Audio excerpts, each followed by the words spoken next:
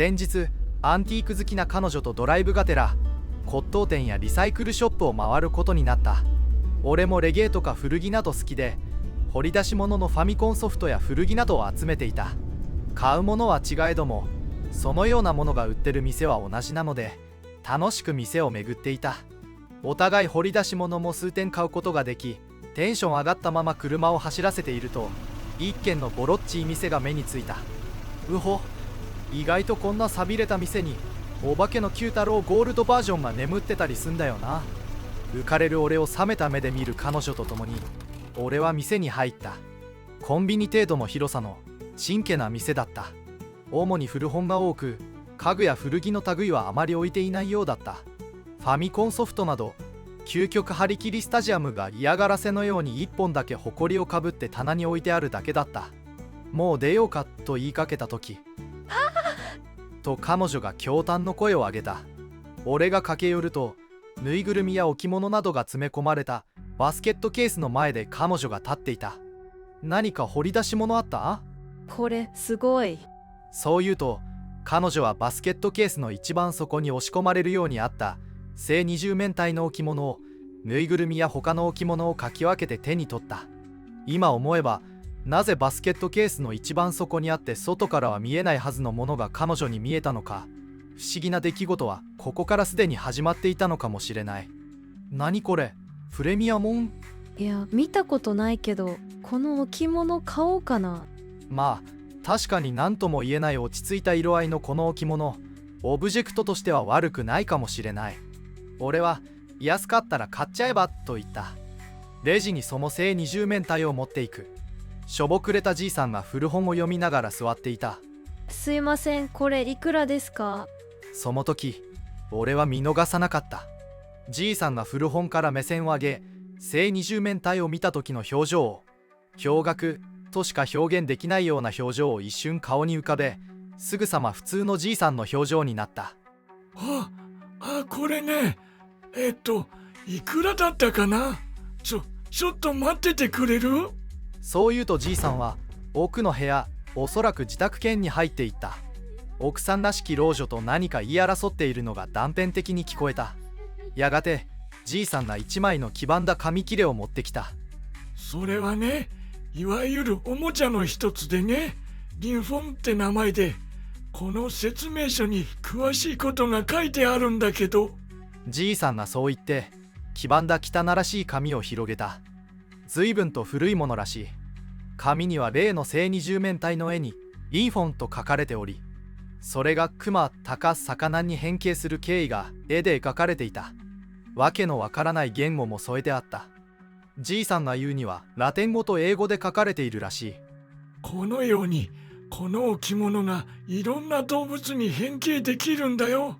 まずリンフォンを両手で包み込み、おにぎりを握るように撫で回してごらん。彼女は言われるがままにリンフォンを両手で包み握るように撫で回した。するとカチッという音がして正二十面体の面の一部が隆起したのだ。わ、すごい。その出っ張ったものを回してみたり、もっと上に引き上げたりしてごらん。じいさんに言われる通りに彼女がすると、今度は別の一面が陥没した。すごい、パズルみたいなもんですね。ユウもやってみたら？この仕組みを言葉で説明するのはすごく難しいのだが、トランスフォーマーというおもちゃをご存知だろうか。カセットテープがロボットに変形したり、拳銃やトラックがロボットにという昔流行ったおもちゃだ。このリンフォンも正二十面体のどこかを押したり回したりすると、クマやタカ、魚などのいろいろな動物に変形すると想像してもらいたい。もはや彼女はリンフォンに興味津々だった。俺でさえすごいおもちゃだと思った。それでおいくらなんでしょうか？彼女が恐る恐る聞くと、それね、結構古いものなんだよね。でも私らも置いてあることすら忘れてたものだし、よし、特別に1万でどうだろう。ネットなんかに出したら好きな人は数十万でも買うと思うんだけど。そこは値切り上手の彼女のことだ。結局は6500円にまで負けてもらい、ホクホクがお出店を出た。次の日は月曜日だったので、一緒にレストランで晩飯を食べ終わったらお互いすぐ帰宅した。月曜日、仕事が終わって家に帰り着いたら彼女から電話があった。ゆうくん、あれすごいよ、リンフォン。ほんとパズルって感じで動物の形になってくの。仕事中もそればっかり頭にあって手につかない感じで、マジで下手なテレビゲームより面白い。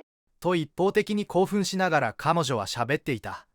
電話を切った後、社メールが来た。リンフォンを握っている彼女の両手が映り、リンフォンから突き出ている熊の頭部のようなものと足が2本見えた。俺はよくできてるなぁと感心し、そのような感想をメールで送り、やがてその日は寝た。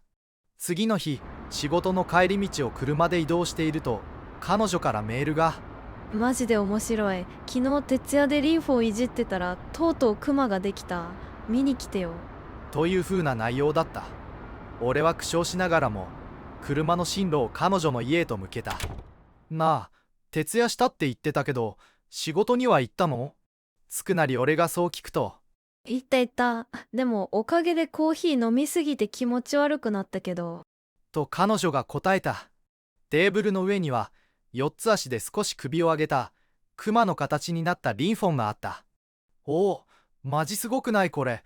仕組みはどうやってできてんだろう。すごいでしょ。ほんとハマるこれ。次はこのクマから鷹になるはずなんだよね。早速やろうかなと思って。おいおい、さすがに今日は徹夜とかするなよ。明日でいいじゃん。それもそうだね。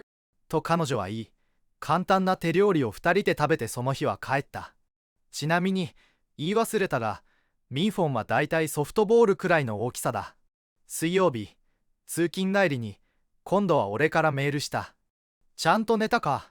その他もろもろ、ああだこうだ。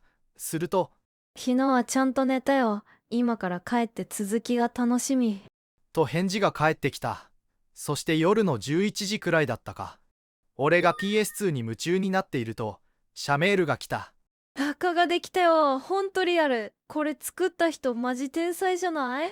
社メールを開くと、翼を広げた鷹の形をしたリンフォンが写してあった。素人の俺から見ても精巧な作りだ。今にも羽ばたきそうな鷹がそこにいた。もちろんおもちゃだしある程度はデコボコしているのだが、それでもよくできていた。すげえ、あとは魚のみじゃん。でも夢中になりすぎずにゆっくり作れよな、と返信し、やがて眠った。木曜の夜、俺が風呂を上がると携帯が鳴った。彼女だ。ゆうくん、さっき電話した？いいよ。どうした？ 5 分ほど前から30秒間隔くらいで着信来るの。通話をしても何か街の雑踏のざわざわみたいな大勢の話し声みたいなのが聞こえてすぐ切れるの。着信見たら普通番号表示されるか非通知か公衆とか出るよね。でもその着信見たらかなたって出るの。こんなの登録もしてないのに気持ち悪くて。そうか。そっち行った方がいいか？いや、今日は電源切って寝る。そっか。まあ、何かの混戦じゃない？あ、ところでリンフォンどうなった？魚は。あれもうすぐできるよ。終わったらゆうくんにも貸してあげようか。うん、楽しみにしてるよ。金曜日、奇妙な電話のことも気になった俺は彼女に電話して家に行くことになった。リンフォンはほぼ魚の形をしており、あとは背びれや尾びれを付け足すと完成という風に見えた。昼にまた変な電話があったって？うん。昼休みにパン食べてたら携帯が鳴って今度は普通に非通知だったんで出たの。それで通話をしてみると出してって大勢の男女の声が聞こえて、それで切れた。やっぱ混戦かいたずらかな。明日どこも一緒に行ってみる？そうだね。そうしようか。その後、リンフォンってほんとすごいおもちゃだよなって話をしながら魚を完成させるためにいろいろいじくってたが、なかなか尾びれと背びれの出し方がわからない。やっぱり最後の最後だから難しくしてんのかなとか言い合いながら四苦八苦していた。やがて眠くなってきたので、次の日が土曜だし着替えも持ってきた俺は彼女の家に泊まることにした。嫌な夢を見た。暗い谷底から大勢の裸の男女が這い登ってくる。俺は必死に崖を登って逃げる。あと少しで頂上だ。助かる。症状に手をかけたその時、女に足をつかまれた。連れてってよ。汗だくで目覚めた。まだ午前5時過ぎだった。再び眠れそうになかった俺は、ぼーっとしながら彼女が起き出すまで布団に寝転がっていた。土曜日、携帯ショップに行ったら大した原因は分からずじまいだった。そして話の流れで気分転換に占いでもしてもらおうかってことになった。市内でも当たると有名な猫おばさんと呼ばれる占いのおばさんがいる。自宅に何匹も猫を飼っており、占いも自宅でするのだ。ところが予約がいるらしく、電話すると運よく翌日の日曜にアポが取れた。その日は適当に買い物などして外泊した。日曜日、昼過ぎに猫おばさんの家に着いた。チャイムを押す。はい、予約してた一致ですが。空いてます。どうぞ。玄関を開けると廊下に猫がいた。俺たちを見るとギャッと威嚇をし、奥へ逃げていった。廊下を進むと洋間に猫おばさんがいた。文字通り猫に囲まれている。俺たちが入った瞬間、一斉にギャーッと親の敵でも見たような声で威嚇し、ちりぢりに逃げていった。さすがに感じが悪い。彼女と困ったように顔を見合わせていると、すみませんが帰ってください。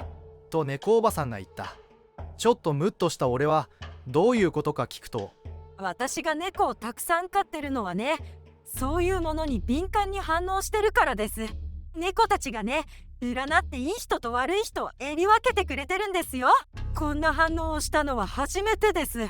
俺はなぜかひらめくものがあって、彼女への妙な電話、俺の見た悪夢をおばさんに話した。すると、彼女さんの後ろに動物のオブジェのようなものが見えます。今すぐ捨てなさい。としぶしぶおばさんは答えた。それがどうかしたのかと聞くと、お願いですから帰ってください。それ以上は言いたくもないし見たくもありません。とそっぽを向いた。彼女も顔が蒼白になってきている。俺が執拗に食い下がり、あれは何なんですか？呪われてるとか、よくアンティークにありがちなやつですか？おばさんが答えるまで何度も何度も聞き続けた。するとおばさんは立ち上がり、あれは凝縮された極小サイズの地獄です。地獄の門です。捨てなさい。帰りなさい。お金は？切りません。この時の絶叫したおばさんの顔が何より怖かった。その日彼女の家に帰った俺たちは、すぐさまリンフォンと黄ばんだ説明書を新聞紙に包み、ガムテープでぐるぐる巻きにしてゴミ置き場に投げ捨てた。やがてゴミは回収され、それ以来これといった怪異は起きていない。数週間後、彼女の家に行った時、アナグラム好きでもある彼女が紙とペンを持ち、こう言い始めた。リンフォンって RINFONE の綴りだよね。偶然というかこじつけかもしれないけど、これを並べ替えるとインフェルノ、地獄とも読めるんだけど。はははは、まさか偶然？魚完成してたら一体どうなってたんだろうね。はははは。俺は乾いた笑いしかできなかった。あれがゴミ処理場で処分されていること、そして2つ目がないことを俺は無意識に祈っていた。